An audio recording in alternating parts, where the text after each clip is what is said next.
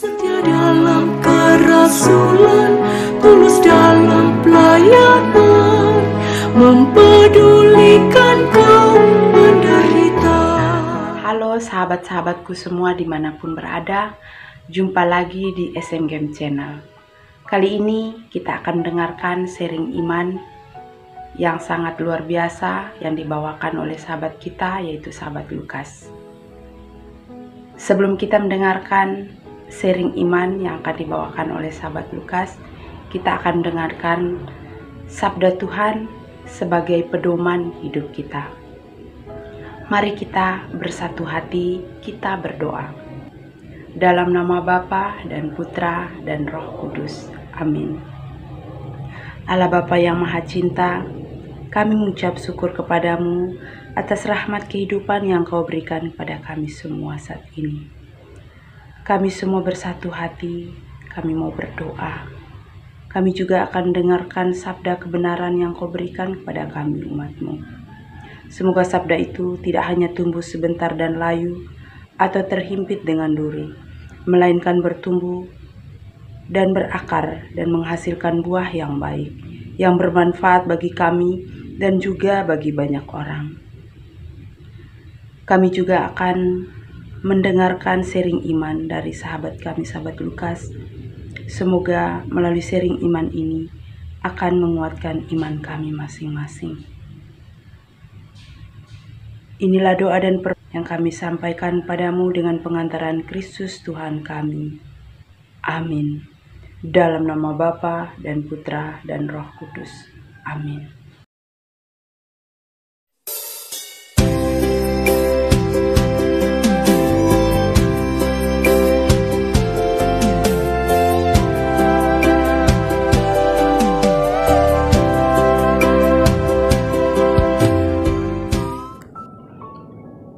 Salam sukacita, salam sehat.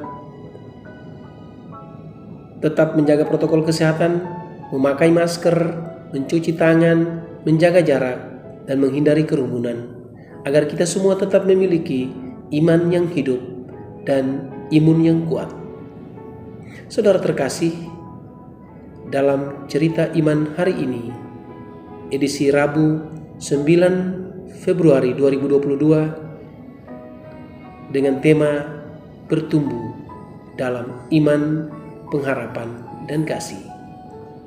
Saudara-saudari yang terkasih, sahabat-sahabat SKMGM dimanapun berada, saya pribadi tumbuh dan berkembang dalam sebuah keluarga kecil yang notabene adalah dibaptis dalam usia 10 tahun. Bukan seperti bayi-bayi pada umumnya yang dibaptis masih kecil. Saya kelas 5 SD di sekolah dasar Katolik baru dibaptis dan sekaligus menerima sakramen Ekaristi atau komuni pertama. Sehingga masa kecil saya, iman Katolik saya bertumbuh dengan baik dalam lingkungan sekolah dasar Katolik dan juga sekolah menengah pertama Katolik, di mana di sebuah desa kecil di kampung di mana saya dibesarkan dan mendapat pelajaran agama yang baik. Tetapi selepas dari SMP, saya harus melanjutkan sekolah pendidikan tingkat atas di kota kecil, yaitu kota Parepare, dan saya masuk dalam sekolah pendidikan guru SPG Negeri Parepare. Dan di sana saya harus berada di dalam lingkungan mayoritas, dan saya menjadi kelompok minoritas di antara teman-teman yang tidak seiman dengan saya. Di sini saya merasakan iman saya mulai ditantang dalam membangun relasi, interaksi dengan teman-teman sekelas, dengan bapak ibu guru, dengan teman-teman satu sekolah. Seringkali kita ditantang, bahkan tergoda untuk seringkali bahkan hampir jatuh di dalam iman kekatolikan kita. Seringkali kita diperhadapkan dengan pertanyaan-pertanyaan yang menggelitik. Kenapa kamu seperti ini? Kenapa kamu seperti itu? Tetapi syukur puji Tuhan bahwa saya masih bisa menghadapi semuanya itu dengan tenang dan tanpa mengalami gangguan untuk menerima semua cobaan itu. Tantangan selanjutnya adalah ketika saya masuk kuliah di perguruan tinggi Muhammadiyah,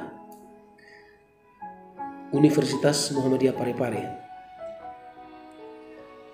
Begitu hampir sama dengan ketika saya berada di lingkungan di SPG, daerah minoritas sebagai orang Katolik, dan mereka berada pada mayoritas, dan ada saja pertanyaan-pertanyaan yang menggelitik itu kami hadapi.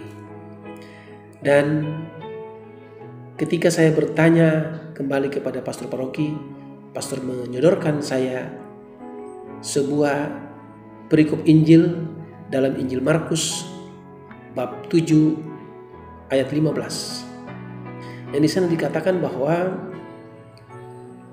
apapun dari luar yang masuk ke dalam seseorang itu tidak menajiskan, tetapi apa yang keluar dari seseorang itulah yang menajiskan. Bahkan di ayat 21 ditekankan lagi lebih jelas di sana bahwa apapun yang keluar dari dalam diri kita, dari dalam hati kita, keluar kata-kata kotor, keluar pikiran jahat, fitnaan, hinaan, sikap sombong, sikap iri hati, dengki, kebebalan, itulah semua yang menajiskan. Maka intinya adalah kembali kepada hati kita masing-masing. Segala yang baik itu tentu ada dalam hati kita, dan Tuhan tahu apa yang ada di dalam hati kita. Maka saya selalu katakan bahwa hati kita ini adalah sebuah remote control. Kenapa saya katakan remote control? Karena di dalam diri kita masing-masing sebagai manusia beriman, kita memiliki suatu remote control yang disebut dengan suara hati. Suara hati inilah yang membuat kita bisa mampu melakukan hal-hal yang baik dan menghindari hal-hal yang tidak baik. Suara hati inilah yang membuat kita bisa melakukan hal-hal yang baik, seperti dalam perilaku-perilaku yang baik, berkata jujur, bersikap sopan, itu semua hal-hal yang baik.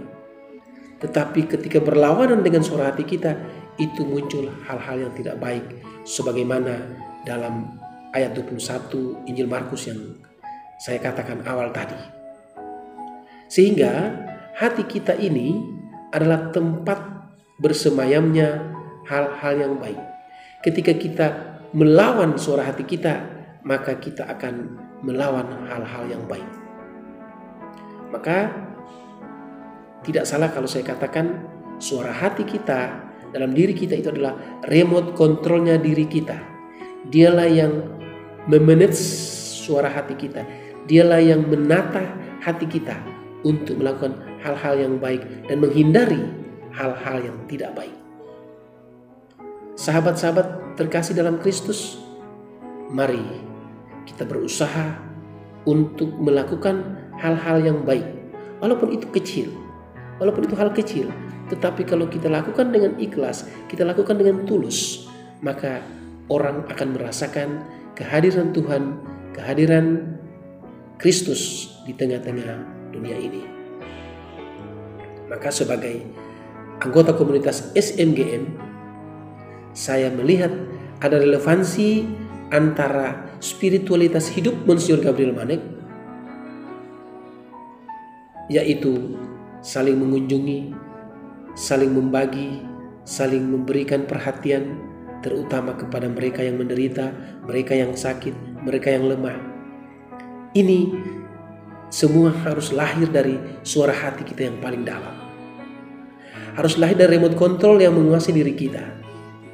Ketika kita melayani dengan sepenuh hati, kita melayani dengan cinta yang tulus dan ikhlas, maka di sanalah kita membawa sukacita, kebaikan, cinta kasih, kedamaian, dan di sana ada kegembiraan dan kebahagiaan. Sehingga dengan demikian, ketika kita mampu mewujudkan ini, iman, pengharapan, dan kasih, maka sungguh-sungguh kita bisa mengejawantahkan apa yang dikatakan oleh Kristus. Apa yang kamu lakukan bagi saudaraku yang paling hina itu kamu lakukan untuk aku. Maka sejalan dengan slogan SMGM melayani dengan sepenuh hati, maka saya mengajak kita semua untuk mari dalam hal-hal kecil kita bisa memberikan kepada orang dengan tulus hati, sehingga orang merasakan kehadiran Tuhan di tengah-tengah dunia yang penuh dengan gejolak ini. Saudara-saudara terkasih, ada satu harapan yang kuat bahwa apapun yang terjadi, tantangan apapun yang kita hadapi, kalau kita sungguh-sungguh dari dalam hati kita untuk melayani, maka Tuhan pasti akan memberikan kita rahmat kasih yang terbaik. Maka dari ketiga hal ini, iman, pengharapan, dan kasih, kasihlah yang paling tinggi derajatnya.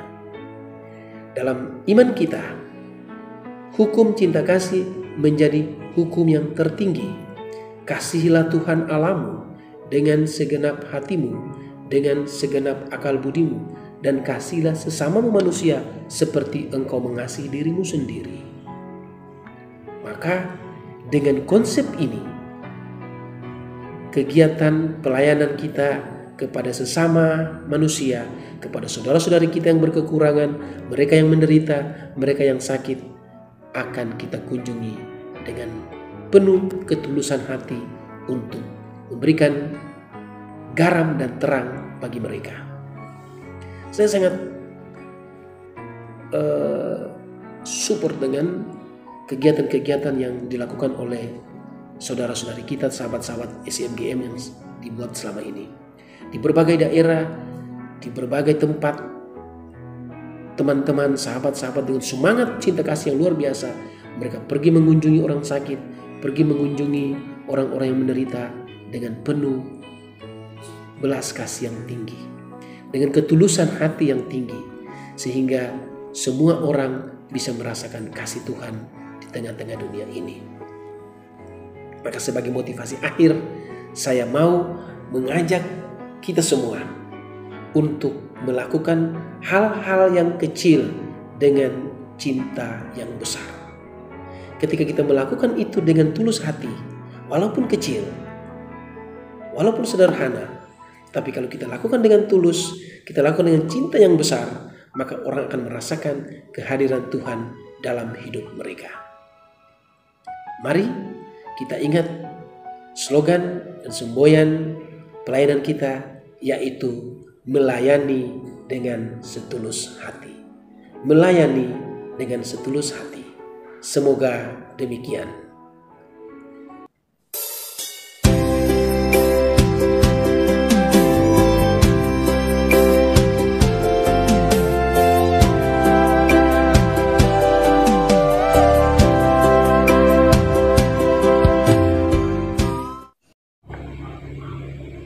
Dalam nama Bapa dan Putra dan Roh Kudus. Amin. Allah Bapa yang Maha Pengasih, kami mengucap syukur kepadamu atas teladan pelayanan yang secara sempurna hadir dalam diri Yesus Putramu. Kami juga bersyukur atas sharing iman yang telah dibawakan oleh sahabat Lukas yang akan menguatkan iman kami semua. Kami mohon, sertailah kami semua yang ingin mengikuti teladan indah itu. Semoga berkat rahmat-Mu, kami mampu memberi diri dan melayani sesama. Bantulah kami agar lebih menonjolkan pelayanan kasih bagi sesama, daripada keinginan untuk mendapatkan tempat terhormat.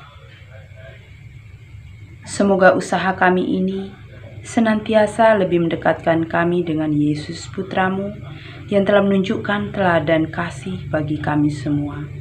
Dengan pengantaran Kristus Tuhan dan Juru Selamat kami. Amin. Dalam nama Bapa dan Putra dan Roh Kudus. Amin. Terima kasih kepada sahabat Lukas yang telah membawakan sharing imannya edisi minggu ini.